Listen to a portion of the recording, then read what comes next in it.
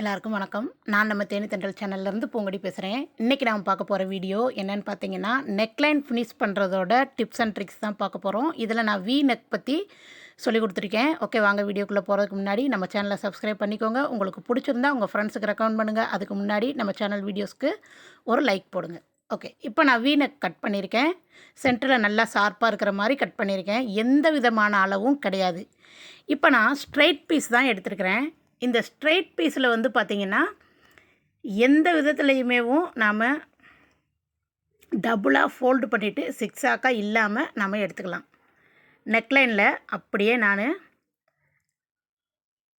இது மாதிரி ஸ்டிச் பண்ணுறேன். சென்டரில் அந்த கோடு வந்தது இல்லையா, அது வரைக்கும் நாம் ஸ்டிச் பண்ணுறோம். ஒரு ஃப்ளிட்டு வந்து நாம் இது மாதிரி வச்சுட்டு, ஏன்னா ஸ்ட்ரைட் லைனு ஆப்போசிட்டில் நமக்கு எப்படி வச்சா அது வந்து கரெக்டாக போகுதோ பாருங்கள், ஆப்போசிட்டில் எப்படி வச்சா பெர்ஃபெக்டாக போகுதோ அதே மாதிரி மடித்து வச்சு இது மாதிரி திருப்பி விடுறோம். ஓகேங்களா? இது ஒன்று மட்டும்தான். அந்த ஒரு ஃப்ளிட்டு ஸ்ட்ரைட்டாக இருக்கிறத அந்த இதில் கொண்டு போய் வைக்கிறோம். அந்த லைனில் ஒரு ஃப்ளிட் வச்சு, அவ்வளோதான். ஓகே, நாம் அடித்தாச்சு. எக்ஸ்ட்ரா இருக்கிற கிளாத்தை கட் பண்ணி விட்டுடலாம். இப்போது அந்த சென்டரில் நமக்கு அந்த ஷார்ப்னஸ் இருக்குது பார்த்தீங்களா, அந்த கோட்டுக்கு நேராக அந்த ஃப்ளிட் வச்சுருக்கணும். அதுதான் ரொம்ப முக்கியம். அதில் நாம் கட் பண்ணுறோம். கட் பண்ணிவிட்டு தையலில் விழுகக்கூடாது. தையலுக்கு ஒரு நூல் இருக்கும்போதே நாம் நிறுத்திடணும். இதை அப்படியே நல்லா தேய்ச்சி விட்டு ஃபுல்லாக உள்ளே திருப்பிடணும். வெளியில் நமக்கு அந்த ஃபேண்டா கலர் தெரியவே கூடாது. அப்படியே எட்ஜில் நீடில் பாயிண்ட் அளவு நமக்கு இடம் இருக்கிற மாதிரி தையல் போட்டு விட்டுறணும்.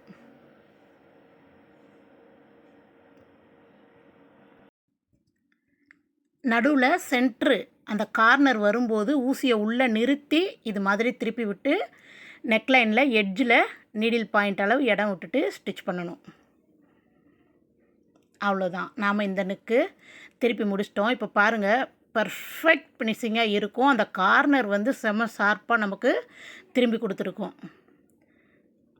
நாம் பின்பக்கம் திரும்பி பார்த்தாலும் தலைகீழ் பக்கம் ரொம்ப பெர்ஃபெக்டாக இருக்கும், நாம் டபுளாக ஃபோல்டு பண்ணி ஸ்டிச் பண்ணதுனால. ஓகே, இன்னொரு விதமாக எப்படி திருப்பலாங்கிறத பார்க்கலாம். இதே மாதிரி நல்லா ஷார்ப்பாக சென்டரில் வர்ற மாதிரி நெக்கு கட் பண்ணிக்கலாம். நான் எந்த வித அளவும் சொல்லலை, உங்களுக்கு என்ன அளவு தேவையோ அந்த அகலம் வச்சு எடுத்துக்கோங்க. இப்போ நான் இதில் கிராஸ் பீஸ் எடுத்திருக்கேன். கிராஸ் பீஸ் வந்து சிங்கிளாக அப்படியே நாம் கொடுத்து ஸ்டிச் பண்ணுறோம். இது எப்படின்னா, இதில் எந்த ஃப்ளிட்டும் நாம் வைக்க போகிறதில்ல. ஒரு ஸ்ட்ரைட்டாக இருக்கிற இடத்துக்கு எப்படி நாம் தச்சு விடுவோமோ அதே தான். ஓகேங்களா? நேராக அப்படியே எடுத்துகிட்டு போய் ஸ்டிச் பண்ணிட வேண்டியது தான்.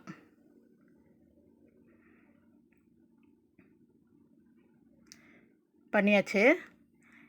இப்போ பாருங்கள், நல்லா தேய்ச்சி விட்டுக்கோங்க நெக்லைன் ஃபினிஷ் பண்ணும்போது.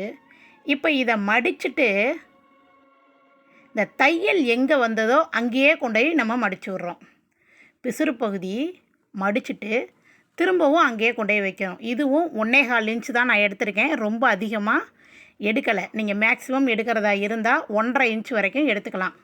இப்போ நம்ம ஏற்கனவே எந்த இடத்துல தையல் போட்டிருக்கோமோ அதே இடத்துல தையல் போட்டுக்கலாம். இது என்ன மாதிரி இருக்கும் பார்க்குறதுக்கு அப்படின்னா, பட்டையாக பைப்பிங் கொடுப்பாங்க பார்த்தீங்களா, நம்மளுடைய சுடிதாரு, குர்த்தி அந்த மாதிரி போடுற ட்ரெஸ்ஸுங்களுக்கு இது மாதிரி நாம் கொடுக்கலாம். ஓகேங்களா?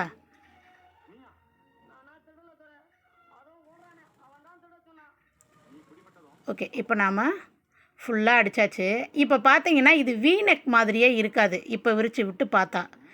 அப்போ நாம் என்ன பண்ணணும், டபுளாக ஃபோல்டு பண்ணிக்கோங்க. பெர்ஃபெக்டாக அந்த கார்னரில் மட்டும் லேசாக ஸ்ட்ரைட்டாக அடித்து விடுங்க. ஒரு கொஞ்சோண்டு கார்னரை விட்டுட்டு அப்படியே அடித்து விடுங்க. இப்போ பாருங்கள், நெக் வந்துடுச்சு. நாம் அடிச்சுட்டு அப்படியே திருப்பி பார்த்தா நமக்கு தெரியாது. இப்போ இந்த கார்னர் மாதிரி அடித்த உடனே நமக்கு நெக்கு ரெடி ஆகிடும்.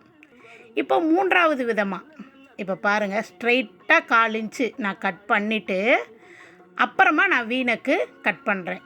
இது வந்து எந்த இடத்துல வைப்பாங்க அப்படின்னு பார்த்தீங்கன்னா, நம்ம டிஷர்ட்டு அதுலலாம் இந்த மாதிரி நெக்கு திருப்பியிருப்பாங்க. ஓகே, நான் 2.5 இன்ச்சு எடுத்திருக்கேன். ஸ்ட்ரைட் பீஸ் தான்.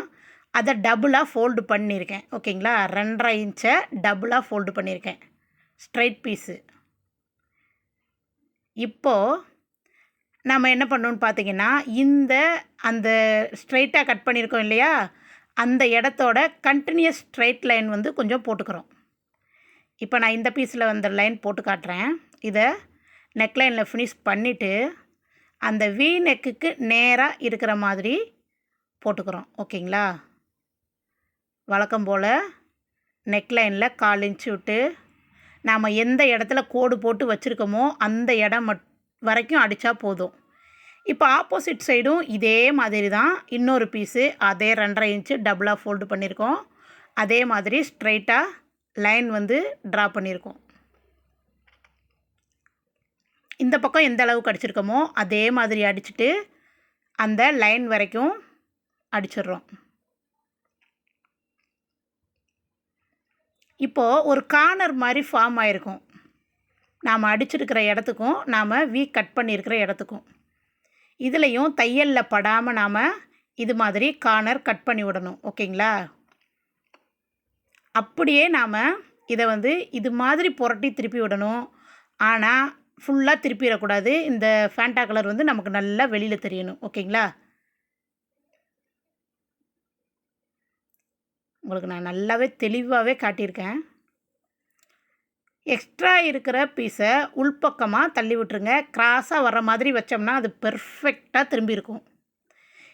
இப்போ அந்த நடுவில் அந்த வீ கட் பண்ணும்போது கட் பண்ணியிருந்தோம் இல்லையா, ஸ்ட்ரைட்டாக அந்த இடம் மட்டும் பிசுறு இருக்கும். அதை உள்பக்கம் திருப்பி விட்டுட்டு அந்த இடத்துக்கு மட்டும் இப்போ நாம் ஸ்டிச் பண்ண போகிறோம். நல்லா ஸ்ட்ராங்காக பேக் ஸ்டிச் போட்டு கரெக்டாக ஸ்டிச் பண்ணிடுங்க. இப்போ எக்ஸ்ட்ரா இருக்கிற பீஸை வந்து கட் பண்ணி விட்டுக்கலாம். இப்போ பாருங்கள், நம்மளுடைய டிஷர்ட்டு நிறைய இதில் இந்த டிசைனில் தான் நமக்கு திருப்பியிருப்பாங்க. முன்னாடி உங்களுக்கு கன்ஃபியூஷனாக இருக்கும், இப்போ புரிஞ்சிருக்கும்னு நினைக்கிறேன். இந்த வீடியோ உங்களுக்கு யூஸ்ஃபுல்லாக இருக்கும் அப்படின்னு நினச்சா நான் 3 விதத்தில் போட்டிருக்கேன். யூஸ்ஃபுல்லாக இருந்தால் கமெண்ட்டில் தெரியப்படுத்துங்க. ஓகே ஃப்ரெண்ட்ஸ், இன்னும் நான் நிறைய யூஸ்ஃபுல்லான வீடியோவோட உங்களை நான் சந்திக்கிறேன். அதுக்கு முன்னாடி நம்ம சேனல் வீடியோஸ் எல்லாம் எப்படி இருக்குது அப்படின்னு சொல்லி நீங்கள் நம்மளுடைய கமெண்ட் பாக்ஸில் தெரியப்படுத்துங்க. Okay friends, thank you for your support. Thank you so much.